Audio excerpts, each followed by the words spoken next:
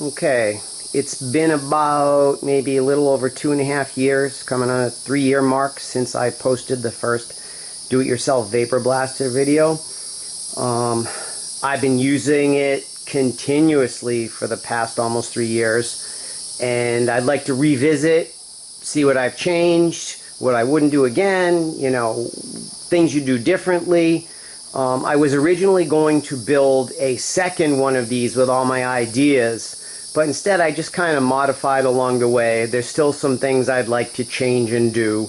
I'm going to move this outside so we can walk around it, and it's time for a cleaning, and so I'll do everything. First, people ask all the time, what compressor you're using? I'm using a, what is it, a 50 gallon compressor from Harbor Freight, the US General, which I believe was just discontinued. And it will do 15.8 CFM at 90 PSI. I generally run the vapor blaster. I have it set to, I think, 125. It'll stay at 125 for a few minutes, and then it starts dropping down. It'll probably give you 8 or 9 minutes before it drops down to 100. Once it gets to 100, again, stays there for a little. When it drops down to 90, I stop and I let the compressor recover and build pressure back up again. You can keep going at 85 to 90. It's just that the ability to clean something quickly goes down drastically, so I let it recover. Also, the rigid shop vac I'm using is a larger shop vac that's going into a cyclone separator bucket that I made many years ago when I was doing some drywall work. It basically works about the same as this one you see over here in the sandblast cabinet. That's one that I purchased, I think, for $19.99 off eBay, that attaches to the top. That'll I have that basically there so that I don't suck anything into the rigid vacuum cleaner. Any moisture, wetness, sand stays in that bucket, and this just gets air. It works really well. My intake vent over here, you can see the hosing that comes down to it, because when I move it outside you're not going to see that bucket because I'll take it off to move it out there. So I'll shut this off, we'll move this blaster outside, and I'll tell you what I would have done differently and what worked great. Okay, I'll be right back. Okay, we're back, we're outside. I want to go over a couple of the questions that I always get asked. They want to know what my mixture ratio is for the bead that I use. And I use, I think it's a 320 mesh glass bead. We can look at it after. I really don't have a mixture ratio. What I do is, and how I do this is, first thing I do is I fill up my filter system with the bottom bucket up to about 3/4 of the way with water. I have the valve shut off on the, right now it's on, but I have it shut off on the tank. Then I fill the tank with water until it's up to about the top of the motor, and then I add in probably, I don't know, maybe 10 pounds of blasting media, and then I kind of play it by ear. What normally happens is that the blasting media, when you start to notice that you're not really doing anything, and you can put your glove out and you can point the nozzle at your glove and you can see it's just water splashing off of you, there's no residue, you know that you've pretty much run very low on media, because your filter system will trap a bunch.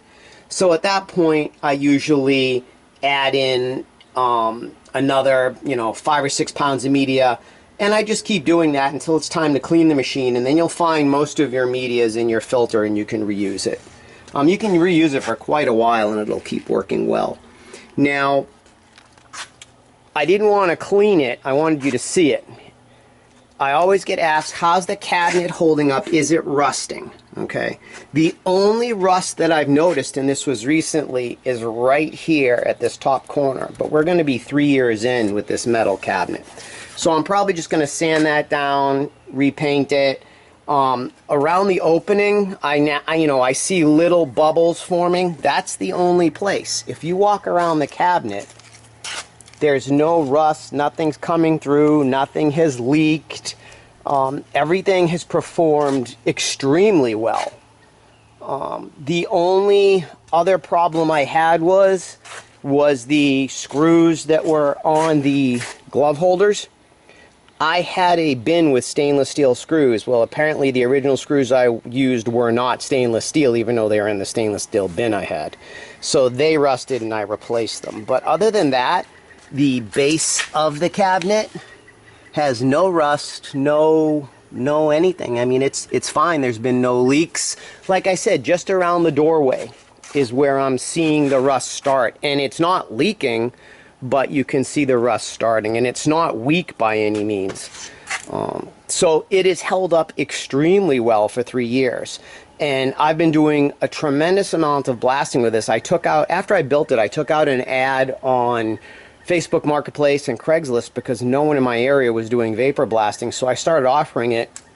And I have quite a few customers that I've been doing vapor blasting for, mostly motorcycle rebuilds. Harley, and your older dirt bikes, and I have a lot of ATV customers, jet ski customers, and I have another guy that does racing that's been bringing me Ford V8 engine parts, heads, and I've been doing all that stuff. So this vapor blaster has gotten a tremendous amount of use. Now, for when I charge people, I have a little digital timer up here so they can count how long I'm doing the vapor blasting for. Now, things I would have done, definitely some form of drip tray here with a hose that went down into the filter box. I purposely didn't rinse the inside of this before I brought it outside so that you can see the buildup that happens. And you can see I didn't rinse. I usually rinse after I do a job, and this is just, you know what, I just noticed that those must be regular bolts over there on my vent too, because I see some rust on those. So I'll have to check that out. So I would definitely put some type of drip tray here so that when you open the door, and definitely rinse the inside out before you open the door. I have the rinse hose at the other end right here. Use the rinse hose, rinse the inside out, rinse all your media down to the bottom before you do anything. So that's that. So we've got a drip tray. I also originally just had this on with 3M molding tape. I ended up putting screws in to hold it in. This little guard works well, but still not perfect. You still get a lot of mess that comes out of here. I still would do the same valves that I have on it, which are like a solenoid mechanical valve. They don't pop open. It's like a motor that turns the valve open. I would definitely still do those. Definitely still do the same regulator. I would change where I put the drain. The upper drain that more or less catches overflow that you can either leave on while it's running or off, I probably would have put that just a little bit lower. And then the drain valve that's on the bottom, instead of coming out the side, I would have come out the front here to keep it out of the way of this box from sliding over more. As far as the drains, that's what I would have changed. Now, you'll notice from my original design, I went to a different filter design. Now, this filter design is used by some of the vapor blaster companies. Let me see if I can slide it out so you can get a look. It's a little difficult to get out. Well, I don't know if you can see in there. Basically, there's a piece of, I think it's 1 1/4 PVC that's drilled through in that back corner, and it comes up to about 2 inches from the top, so that as the water fills up, when it gets up past that pipe, it goes in that tube PVC and falls into the bottom bin. In the bottom bin, I have a hose on this side that goes up to my rinse that's about 1.5 inches from the bottom. Now, this bottom box will get dirt, debris, and a little bit of your media, but not much. And then I have a drain that'll fit a garden hose there, and I have a drain that'll fit a garden hose here. Now, that's an improved filtration system from what I had, but I might even tend to say that I would, on the next one, put the filtration system to the side of this cabinet instead of on the base. The base is much easier and much nicer, but you actually need a couple more levels of filtration because a lot of debris makes its way into the bottom box. And if it makes its way into the bottom box, some of it's going to get sucked up into your clean water tube that you use for rinsing. Now, if we go to the back of the unit, I put the filter system for the clean water. So your pump down here takes the clean water, goes up into this filter, and then it goes out. One's for the hose and one's for the windshield spray. This filter here, you can tell when that filter is dirty because you'll have really decreased output on your rinse hose, and you'll notice that the windshield wiper isn't spraying as much. So then you know it's time to change this filter. I think I could go a lot longer. That filter might last me, if I had to say an hour, it probably lasts me 3 or 4 hours of blasting or 6 hours of blasting. So it does last a good amount of time, and I bought them in a bulk pack, so I only paid 99 cents per filter. But it's just a pain to change it, and it does get dirty quickly. So if I kind of use the same filter system but stacked up maybe 3 or 4 boxes, by the time it got down to the bottom, you probably wouldn't be getting any material in there, and your water would be pretty clean. I also put that mat in the bottom that attracts oil and grease and debris, and it does a pretty good job of helping to get the stuff before it settles to the bottom. So that is the water filtration system. Again, I'd use the same mechanical, like electric mechanical valves that I used before. Let's see. You can see originally I had this exhaust pipe, and it went up. Okay, I ended up curving it over and putting like a dust collector hose on it that reduced down into the pail that I made down there. Now these pails, I made this one, oh my god, it's probably got to be 15 years ago now. And what I used was a gamma lid on a 5-gallon bucket, and you can see I went down with the PVC. This piece is angled, and it creates a little cyclone in there, which leaves everything in the bottom, so only the air comes through. This has helped tremendously, this bucket, and I'll explain why. Originally, I had that vent over there, and I had added this vent over here because you have to release the pressure while you're going in there.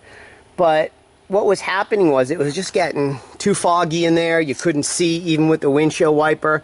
So when I added the hose onto it and into the cyclone pail and then into the shop vac, what it was doing was it was taking all of those vapors and fumes out, allowing you to see much better.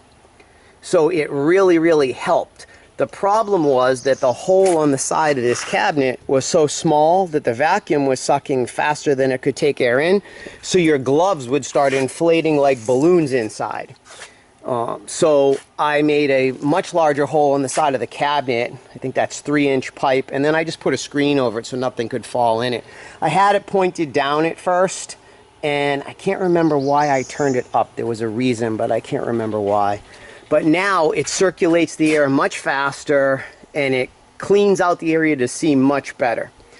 Now, something else that I would definitely change, which I am going to change, is the wiper. This was a wiper that's used on like hot rods, Model T hot rods. Sometimes they use them on Jeeps. They're generally anywhere from $40 to $80. They say they're stainless steel on the inside. They don't say that they're waterproof, but I didn't need the outside waterproof. But what I found was, not only is it impossible to find replacement valves for that, the only part of that blade that is stainless steel is this part of the arm and this part of the arm. The bolt's not stainless steel.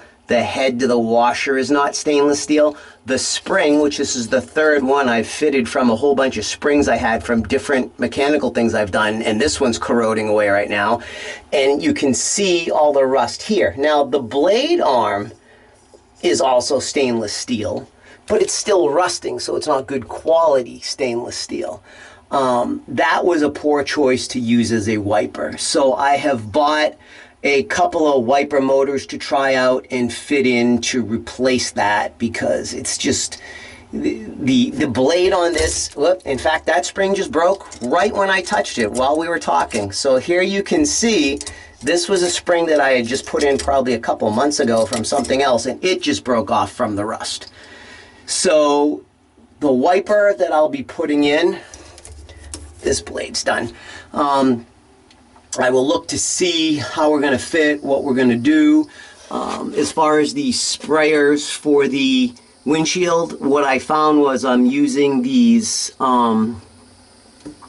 sprayers from a sprinkler system for watering plants. Home Depot's just black tubing. They just stick in. There's a little T fitting. They've worked the best. I put a little valve up there so I can adjust the pressure on it so it points at the windshield great. The other thing is the rinse hose. After a while, from the media getting into it, this will start to bind up a little. So you really got to clean this often, or else it's going to bind up. I mean, they're cheap, $4 or $5. You can put another one on and replace it, but it's easier just to try and keep it clean. The nozzle, same nozzle since I started. Same boron tube inside. Haven't had any problems. I haven't had any hose breaks, any hose leaks. I have had to replace the gloves because the original gloves were so thin that they lasted probably about 6 to 8 months. Now, the gloves that I have in here now, somebody gave to me, so I can't even tell you where to go buy these. There's pros and cons. The thin gloves were great for holding parts, nuts, bolts, because they were thin. You could grip it easily. With the new fatter gloves, it's much harder to grip something and have it stay while you're blasting away. I also keep, like, I took a little lid from a plastic coffee container and I drilled a bunch of holes in it. I have this sitting over here so that after I'm done blasting something, I just lay it on there, because I originally put this rubber mat in, and a lot of people said, what do you have a rubber mat for? I said, the rubber mat was for two things. One, so that as I bounce parts around in there, it had a soft place to sit. The second thing was, when you're doing nuts and bolts, it's bad enough that they might fall through the grating. Then I put this on top of it, so at least I had a chance it would bounce and not go in a hole. And it's worked pretty well, having a rubber mat in there. I would probably do that again. So that's, let me see what else. The lighting system I did on the top, I would still do the exact same thing. It's still bright. It still lets me see well. Let me see what else. I think that's about it. I mean, it's still performing wonderfully. Like I said, I'm almost 3 years in now. I mean, nothing is leaking. Nothing is...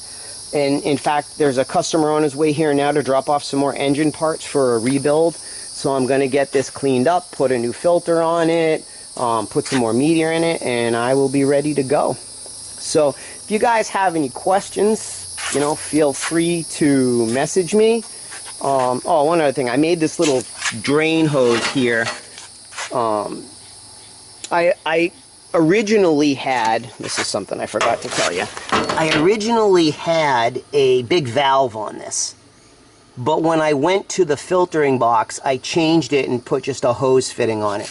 So when I want to drain it, I attach this short hose piece on it with that valve so that I can just drain it. So that's it. Any questions?